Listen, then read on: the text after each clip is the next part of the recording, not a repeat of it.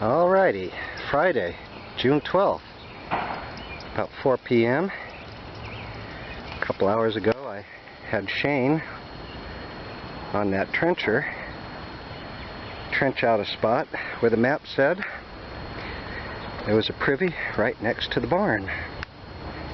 And when Shane scraped it open a little bit, I was real disappointed. There were no bricks, no stones, no evidence of anything in there. And so I got to probing right where X marked the spot, and guess what? X marked the spot all right. So far I've gotten a smattering of blueware, I guess you'd call it, since it's not red or yellow. Probably 1890s. And a few bones, little bits of glass here and there. And down in the hole, I smacked with the shovel what felt like a solid whole bottle. At least whole before I smacked it with the shovel. Anyway, I decided now was a good time to take a break and get the camera, see if I can't get some in situ shots of a really cool beer or soda. I'm thinking it's a beer bottle. And no, I don't think I broke it with the shovel. Matter of fact, I know I didn't. So if it comes out broken, it's not my fault. That's my story. I'm sticking to it until proven otherwise in a court of glass law. And I guess that could be a glass action suit. Something like that. Oh, I'm working on it. Anyway, I'm going to jump in the hole, clean out where that bottle was, and take some pictures. And hopefully have some better pictures when it comes out. Yeehaw!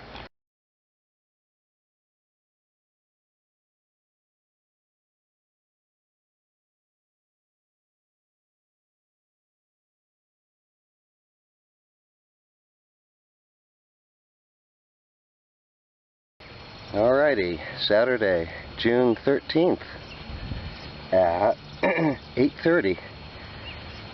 Got here a little bit, a little after 7, trying to beat that thing up there, that thing called heat. Got broiling yesterday. Anyway, poked open this hole behind the house on Lion, the demo on Lion. And it's looking like just hit a circular brick wall. Very loose bricks though. If it's a cistern, they didn't cement it, they didn't plaster it. And if it's a privy, I don't know. It doesn't really matter because I'm hitting glass. Got something down there. Looks like a sody. And over here, those two on the bag are a local Hofbauer pharmacy and a 5 drops medicine from Chicago. And a smattering of turn-of-the-century olives and medicines. So I'm happy. I don't care what it is. It has bottles. Yeah. I mean, it could be just a hole in the ground, which is pretty much what it is. As long as it's got bottles in it, I don't care. Though it is a bit intriguing. Oh, and then I have a bottle that's got a root going in the mouth and a root going, you can't really see the root, but I'm going to cut it off where the bottle is part of the root. It's pretty cool, actually.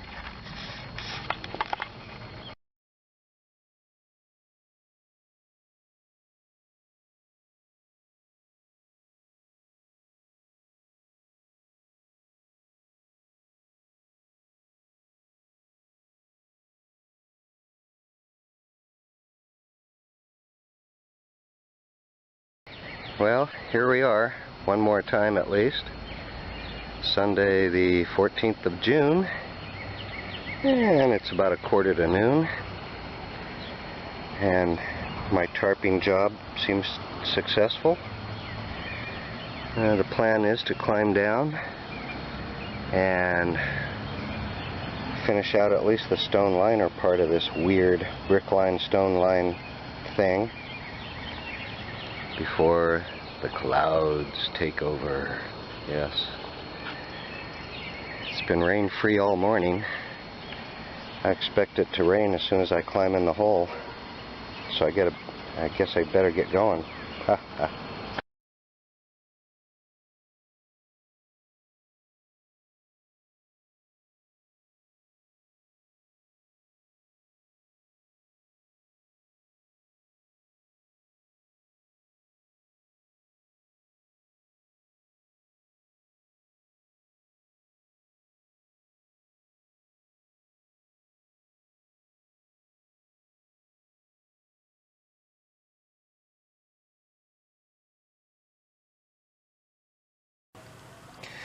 Well, alrighty, these were the remaining keepers of the dig that I had with Sean on a construction site, and this guy came out. Normally not too uncommon, you know, a Crown Top beer, local SBG and Company, Streeter Bottle and Glass Company. Oop, get it right side up here. They were in business from 1881 to 1905. Being that it's a Crown Top, that puts them in the last 10 years there of or so of the run of the company, mid 1890s to 1905. The cool part is City Brewery did not make a lot of bottles, apparently, or at least a lot of embossed ones. I suspect they probably switched over to paper labels real quick. Only one I've ever seen, only one I've ever dug. Never dug a broken one, what can I say? Kind of the same thing goes for this bad boy. This is more of a national brand. Normally you'll see Reed and Carnrick, or Carnrick and Andrus, and Carnrick and Edwards, and you know, they were in business with somebody seemingly the entire time. I've never just seen Carnrick and Company before. This is an odd duck. I can find no listings for it. Chemist, New York. Not a particularly old looking bottle. They date back to the 1860s with some of the earlier partnerships. But you know, and that looks like an applied top, but I don't believe it is. I'll have to look at it a little closer, but you know, I'd say early 80s anyway. But no listing for them being by themselves that I can find. Too bad it's not cobalt blue, huh? They did make a few cobalt blue bottles and they're spectacular. And then another commoner, John Smith from Louisville. You see these guys pondled all the time. This one didn't miss it by too much. Pretty early looking base. Clearly a gloppy applied top. With some amber streaks in the neck, just to add to it. Boy, why am I out of focus? I don't know. Anyway, I've dug several of these over the years. Some were embossed with the Louisville Glass Company initials, and others are like this, just plain bases. I suspect these ones without the initials are older, but that's just a suspicion of mine. I'm suspicious of everything. But they're always kind of a cool bottle.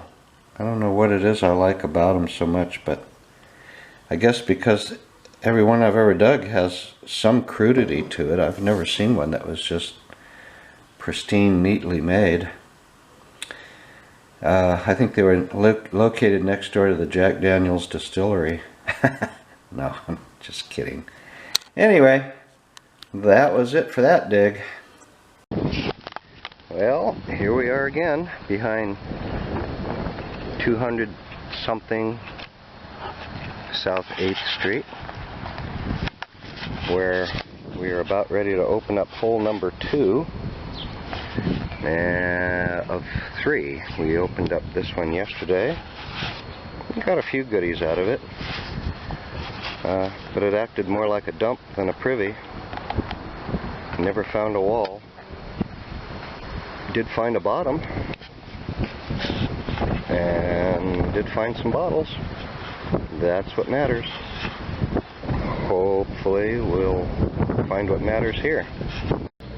Well, after a couple hours of digging, we finally get ourselves what looks like an old soda. And by golly, it is. It's an old style. One that I only have one of, so this is very cool. You knew it wouldn't. No, sometimes they do. Sometimes they do. Hold that puppy up.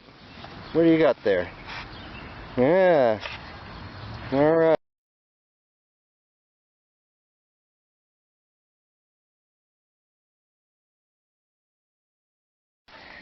Well, it's another day here at the Hannibal dump. That's what I'm calling it, the Hannibal dump. Though I think it's just a yard trash site. So it's kind of hard to say. That said, we look like we have stumbled upon a brick line privy right on the property line going on the other property, which I also have permission to dig. So that's what's going to happen eventually. Today, tomorrow. There's a big old cement cap up there. Can't see it from here. Anyway, pretty good size hole. Not commensurate with the few bottles that came out, but got a good number anyway, I guess. Not complaining. And here we are again at my current favorite hole, mainly because it's dug out. Pretty much waiting for me to jump in and dig a good bottle. And just on this side of that big hole is a brick liner that hopefully we'll get into today and pull out even more goodies. Ha ha.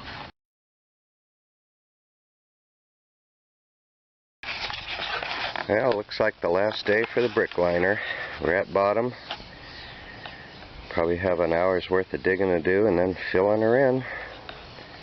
Hopefully there's one or two unbroken ones. So far everything's coming up busted on the bottom layer. Bummer deal, because they're all cool fruit jars. Well, here we are, nearing the bottom.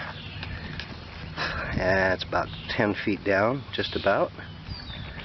It's my 5-foot ladder there, and I think it goes down another foot under that.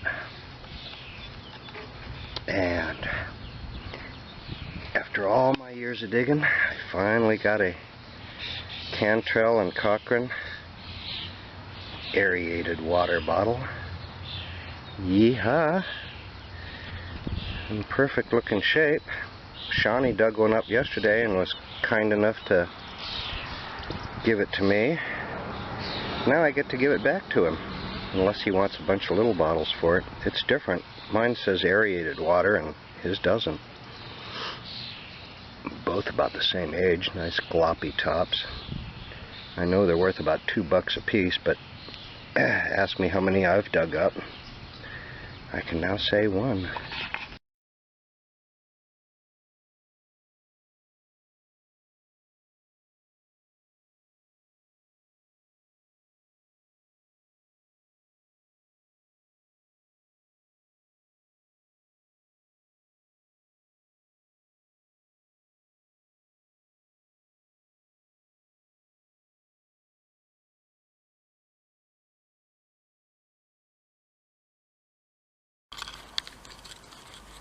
Well, this was a fairly memorable dig.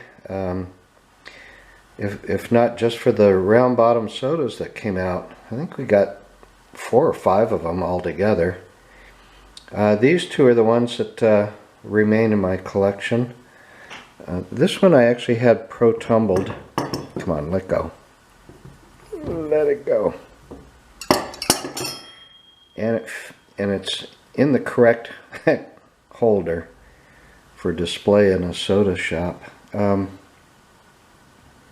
Cantrell and Cochrane, Belfast, Dublin. Medicated Aerated Water. Waters. More than one water in there. And again, I mean, this thing's as thick as a billy club. Boy, oh boy. You don't want to get into an ice cream parlor brawl, that's for sure. Where I'm sure these things were sold more commonly. Super crude. Even though the hole that we were digging in probably dates from the late 1880s. I did dig it, well, some of the stuff went back to the 70s. Did find 2 Hannibal pharmacies that were definitely 1870s vintage. But yeah, the round bottom sodas have eluded me for years. Now this holder is for a pointed bottom soda, like a torpedo. Again, it's the same thing, but aerated waters without medicated. I suspect medicated was earlier. It's just a suspicion. My gut tells me they're probably the same age. Probably came over on the same boat. But that being said, a lot of them were used as ballasts in ships. I've actually seen articles where people have made flower beds out of these things, stacking them on top of each other, because there were thousands of them. You know, wherever they landed and they needed to create some room for their cargo, they would dump out all the ballast bottles. These and those pottery ales and beers from England were just casually dumped. And people thought they were cool like they do today and made stuff out of them. So there are literally thousands of these things out there. I remember when they were worth about $2 a piece. I think it's gone up now to $4. I think it's so if you invested $100,000 in them, never mind.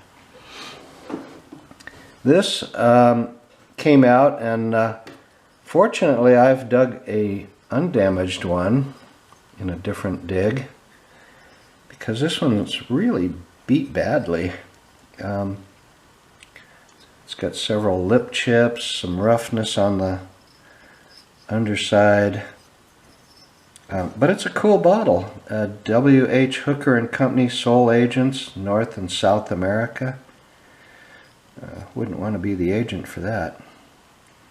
Acker's English Remedy for all throat and lung diseases. And this one was the cruder of the 2 whole ones. I've dug dozens of these things broken for some reason. They feel as sturdy as any other bottle, but typically they come out busted.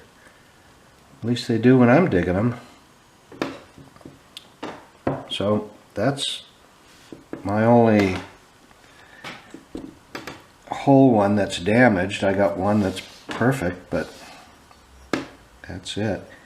And then these bad boys, these come out pretty regularly. I've dug at least a half a dozen whole ones, and I just keep trading them off for the crudest one. The C.C. Clark Company from New Haven, Connecticut. And I mean, that seam line is super crude.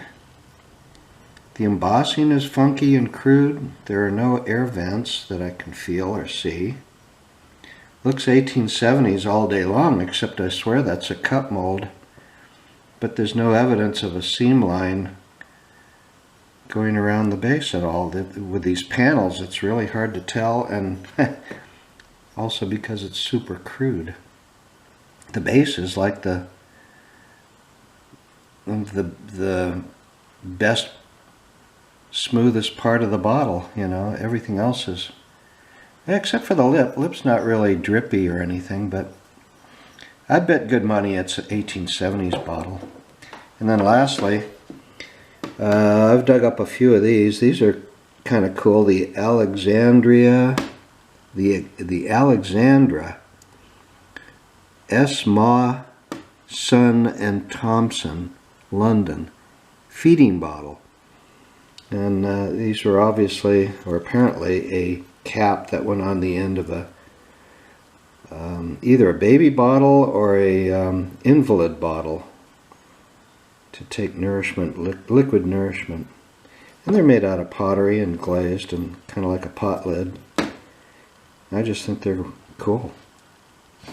Yeah, so there you have it. And